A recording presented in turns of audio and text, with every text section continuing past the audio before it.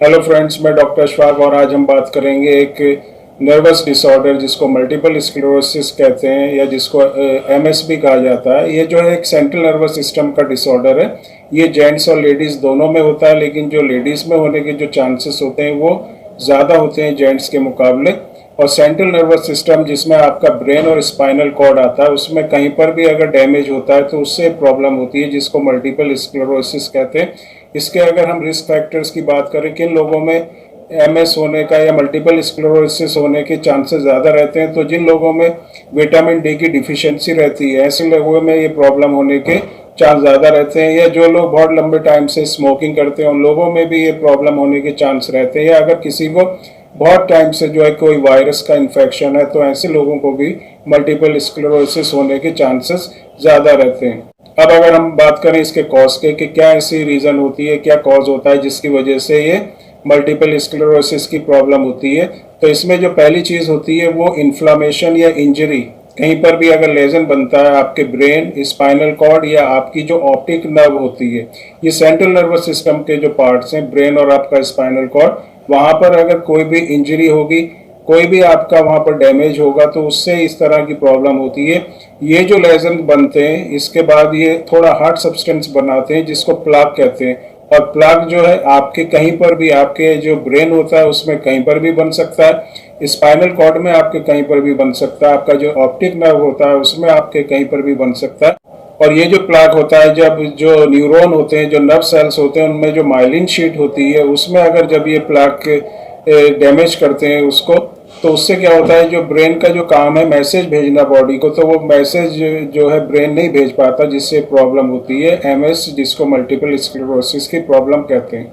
अगर हम सिम्टम्स की बात करें, मल्टीपल स्क्लेरोसिस के क्या क्या सिम्टम्स होते हैं, तो सिम्टम्स डिपेंड करते हैं लोकेशन पे, कहाँ पर प्लाक बन रहा है, कहाँ पर इंजरी हो रही है आपके ब्रेन में या स्पाइनल कॉर्ड पे, तो इसके हिसाब से जो है सिम्टम्स में वेरिएशन आता है। जो पहला और जो मोस्ट कॉमन सिम्टम है, जो सभी तरह का कहीं पर भी अगर आपके डैमेज होगा ब्रेन में या स्पाइनल कॉर्ड में, तो एक जो सिम्टम कॉमन होगा, सभी को होगा जिनको एमएस प्रॉब्लम होती है, वो है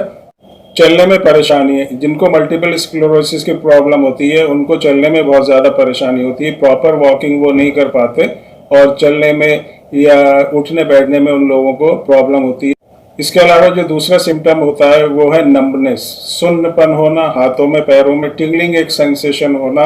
हाथों में और पैरों में। ये जो अर्ली सिम्टम्स होते हैं या अर्ली साइंस होते हैं, जो स्टार्टिंग में जब ये प्रॉब्लम होती है तो इस तरह के सिम्टम होते हैं। हाथ पैरों में सुन्नपन रहता है जिनको नम्बनेस कहते हैं, या उसमें टिंगलिंग सेंसेशन होता है। लेकिन ये स्टार्टिंग में क्योंकि सिम्टम्स आते हैं तो ये अननोटिस जाते हैं, इसको ज़्यादा आदमी जिसको भी प्रॉब्लम होती है वो उसकी तरफ ज़्यादा जो है ध्यान नहीं देता और आगे चलकर ये प्रॉब्लम जो है और ज़्यादा बढ़ जाती है। इसके बाद जो है नेक्स्ट स्टेज में क्या होता है, जो सेंसेशन होता है और वीकनेस होता है आर्म्स में और लेग्स में, हाथ और पैरों में स्टार्टिंग में नर्वनेस होगी, टिंगलिंग होगी, उसके बाद हाथ और पैरों में जो है वीकनेस महसूस होने लगेगी, बहुत ज़्यादा कमज़ोरी होने लगेगी। और इसके अलावा जो है लॉस ऑफ सेंसेशन, आपके जो हाथ और पैरों में जो सेंसेशन होता है, अगर आपने कोई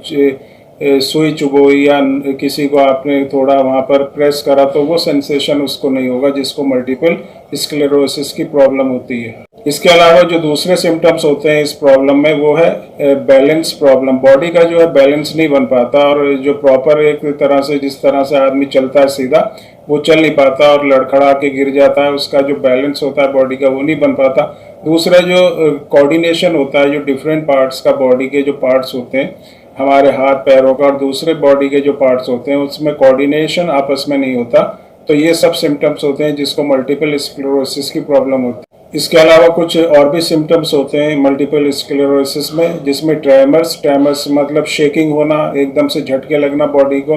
बोलने में परेशानी होना, स्पीकिंग में डिफिकल्टी इन स्पीकिंग जिसको कहते हैं, ब्लैडर और बॉवल की जो मूवमेंट होती है, क्योंकि इसमें जो है ब्लैडर पे और जो हमारा बॉवल होता है उस पर हम अपना कंट्रोल नहीं रख पाते, तो उसमें भी प्रॉब्लम्स होती हैं। तो यूरिनेशन और जो बॉवल मूवमेंट होती है उसमें बहुत ज़्यादा परेशानी होती है। इस तरह के सिम्टम्स जो है दूसरे भी नर्वस डिसऑर्डर में होते हैं, लेकिन इसका जो सिम्टम्स होते हैं वो कुछ उसमें अगर हम कहें कि मल्टीपल स्क्लेरोसिस को जिसको है, तो कैसे पहचानेंगे कि ये मल्टीपल स्क्लेरोसिस है ना कि कोई दूसरा नर्वस डिसऑर्डर। तो इसके साथ, इन सब सिम्टम्स के साथ जिसको मल्टीपल स्क्लेरोसिस की प्रॉब्लम होती है उसको बहुत ज़्यादा थकावट होती है, उसको बहुत ज़्यादा टायर्डनेस महसूस होती है, बहुत जो है बॉडी में एक टायर्ड फीलिंग उसको आती है और लो एनर्जी, उसकी जो एनर्जी ताकत है बहुत कम हो जाती है। तो इस तरह के जो भी सिम्टम्स होते हैं, तो ये इस तरह के अगर किसी को सिम्टम्स दिखाई देते हैं तो उससे एक आइडिया लग सकता है कि इसको मल्टीपल स्क्लेरोसिस की प्रॉब्लम है। मल्टीपल स्क्लेरोसिस का जो पेशेंट होता है उसमें जो है एक कुछ टाइम के बाद अटैक्स पड़ते हैं, उसको